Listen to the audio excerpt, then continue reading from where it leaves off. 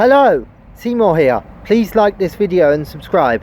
I'm going to chat today about why I think we should go for a soft Brexit, not remain in the EU, and not a hard Brexit. First, I would have voted remain in 2016, but I accept the result of the referendum, and the country was so divided. We should go down the route of a soft Brexit, an after Brexit, like the Norway deal basically, and join EFTA with Norway, Liechtenstein, Switzerland and Iceland. So I believe that joining EFTA would be good for our country. It would increase our fishing industry astronomically and make us far more competitive on the world stage. And so I think that joining EFTA would be the best thing possible for our country in that regard. So now I'm going to say about the dangers about a hard Brexit or a no deal Brexit, which is what the Conservatives are trying to force on Britain right now, and also known as an isolationist Brexit, which is what the Conservatives want to do. They want to isolate Britain from the rest of Europe and make it into a US colony by signing a US trade deal.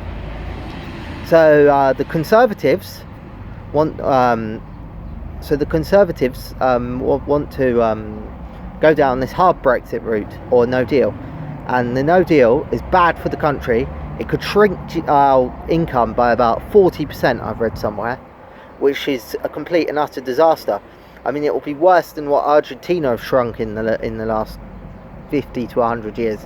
They used to be a world leader as well, but now they're not even in the top 50 rich countries in the world.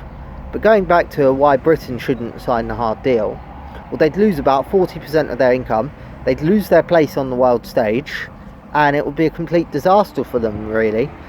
And the hard Brexit is going to make them into an isolationist country.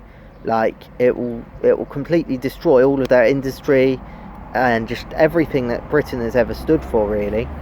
And so I believe that they should go down the soft Brexit route, as I've said, but the hard Brexit route is really, really bad.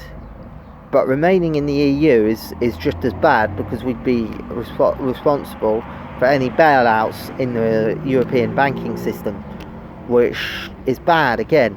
So the only real route out of all of this mess is to join EFTA, as I've said before, the trading association. Even though we pay more into the EU by doing that, it's way better to do that, because it makes more sense. So that's all I'm going to say on that topic, and thanks, bye.